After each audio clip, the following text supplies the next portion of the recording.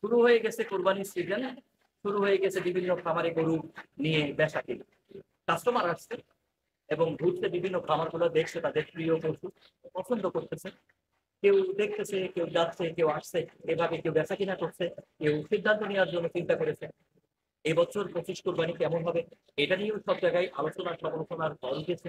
আর গরু প্রেমী যারা রয়েছে, লক্ষ লক্ষ গরু প্রেমী, তারা তো গরু নিয়ে গবেষণা করতেছে।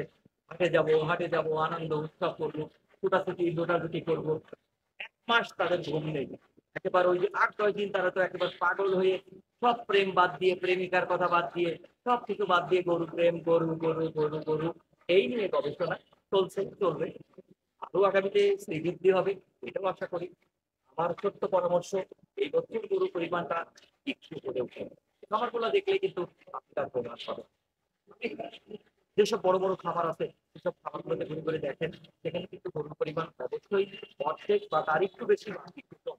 তো আপনাকে সিদ্ধান্ত নিতে হবে। দেশেও কিন্তু গরুর পরিমাণ খুব বেশি নয়, এটাও কিন্তু আপনাকে অনুভবে রাখতে হবে।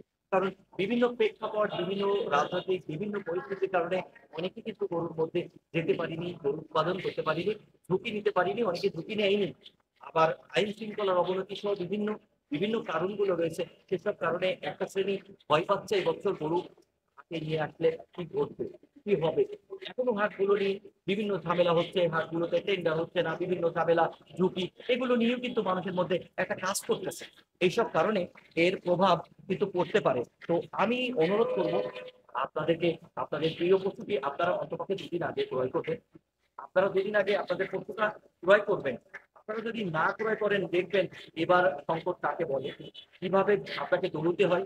আমি কনফার্ম, আমি আমার পক্ষ থেকে আমি বলতেছি আপনাদেরকে, আমি কনফার্ম এই বছর আপনি যদি আগে একটু না ক্রয় করেন, আপনার আগে কিছু কম পড়বে এবং আপনাকে অবশ্যই আফসোস করতে হবে, আফসোস আপনাকে করতে হবে। এজন্য যদি না আগে পশু ক্রয় করুন, আপনার টাকা 5,000 যদি বেশি লাগে, 10,000 যদি বেশি লাগে, 5 ভাগ 7 ভাগ, আপনি মনে রাখবেন কার দিচ্ছেন, আপনি কৃষককে দিচ্ছেন।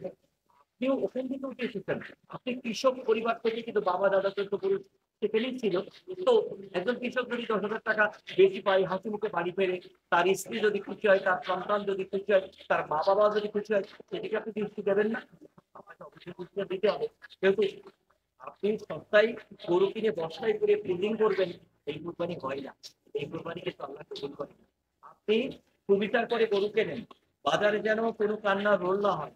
আর যারা বিক্রেতা, তাদেরকেও আমি বিনয়ের সাথে অনুরোধ করবো, আপনারা অনেক বেশি লাভের চিন্তা করবেন না। কারণ কুরবানি গরু আপনি তৈরি করছেন, আপনি একটা সোয়াব পাবেন, আপনি ব্যবসা করছেন, টাকা পাচ্ছেন, সেই সাথে আপনি সোয়াবের অংশীদার হচ্ছেন। আপনাকেও ভাবতে হবে আপনার দ্বারা কেউ যেন বিভ্রান্ত না হয়, কেউ যেন ক্ষতিগ্রস্ত না হয়। আপনারা 2 পক্ষ মিলেই কিন্তু আমরা সুন্দর কোরবানি করতে পারি।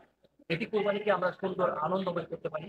যেহেতু আমরা সবাই সবার স্বার্থ সংরক্ষণ করবো, সবার স্বার্থগুলো আমরা দেখবো, তাহলে কিন্তু আমাদের পবিত্র কোরবানি সুন্দর হবে। আমরা সবাই ভালো থাকতে পারবো, আনন্দে থাকতে পারবো, আমাদের সবার কোরবানি সুন্দর হোক, এটাও তো আমাদের প্রত্যাশা। যেহেতু আপনারা খামারগুলো করতেছেন, বলুন, এখানে দেখুন, কিনুন, বাড়িতে এবং আপনারা যারা দেখতেছেন তারা দেখুন, দেখে দেখে সিদ্ধান্ত গ্রহণ করুন। আপনারা হাটগুলো শুরু হলে হাটে যাবেন, আপনাদের পশুগুলো ক্রয় করবেন এবং সুস্থ পশু কিনবেন। আপনার কত বড় কিনবেন সেটা বড় প্রশ্ন নয়, আপনি কত সুন্দর গরু কুরবানি দিচ্ছেন সেটা কিন্তু বড় প্রশ্ন। আপনি কোন পশু কুরবানি দিচ্ছেন সেটা প্রশ্ন, সেটা নিখুঁত কিনা, সেটা আপনার চোখে ধরে কিনা, আপনার কুরবানি দিতে গেলে আপনার কষ্ট হয় কিনা, আহা এত সুন্দর জিনিস। এই কুরবানিগুলো আপনারা করবেন। এই কুরবানিগুলো যখন আপনারা করবেন, তখন আপনারা দেখবেন যে আপনারা, আপনার মনটা ভরে যাবে। যেহেতু সুস্থ সবল সুন্দর কুরবানি আপনার জন্য প্রযোজ্য হোক, আল্লাহ আপনার কুরবানি কবুল করুক, এই আশাবাদ ব্যক্ত করতেছি। এই চ্যানেলকে ধন্যবাদ জানাচ্ছি। আমি জানি না চ্যানেলের নাম কি, কি নাম? বিডি কাউশো। বিডি কাউশো। কাউশো। বিডি কাউশোকেও অনুরোধ করবো যে অবশ্যই, ওনাকেও আমি বলেছি যে কথা, যে আমরা যেন বিভ্রান্ত না করি।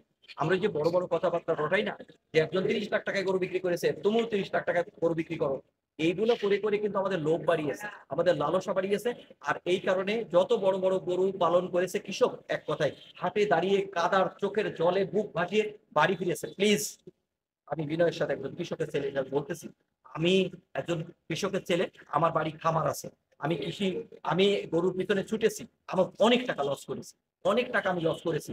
তাই আমি অনুরোধ করবো, বড় গরু নুন, বড় গরু, বড় গরু লালন পালন করবে যেখানে সাহেবরা, ইমরান সাহেবরা, এরা লালন পালন করবে, এদের পেশার সার্কেল আছে। আপনি 2 দিনের বাজার একদিন ভালো না হলে পরের দিন আপনাকে কাটতে হয়, আপনি কেন করবেন? আপনি কেন বড় গরু নিয়ে আপনি বাজারে যাবেন? আপনি বড় বড় সংগ্রহ করে নিয়ে অপেক্ষায় আছেন, আমি 2 লাখ লাভ করবো, 1 লাখ লাভ করবো। নো, এই কথা না করে আপনি মাঝারি গরু ক্রয় করুন। আপনি 20,000 টাকার কথা চিন্তা করুন, 30,000 টাকার কথা চিন্তা করুন। তাহলে আপনার ব্যবসা যেমন সঠিক হবে, আপনি কিন্তু সুখে থাকবেন, আপনাকে টেনশন করতে হবে না। আপনার অনেক ধন্যবাদ, এই চ্যানেলকে ধন্যবাদ, এবং যারা দেখছে সবাইকে ধন্যবাদ দিয়ে আমি আমার কথা শেষ করছি। আল্লাহ হাফেজ, ঈদ মুবারক।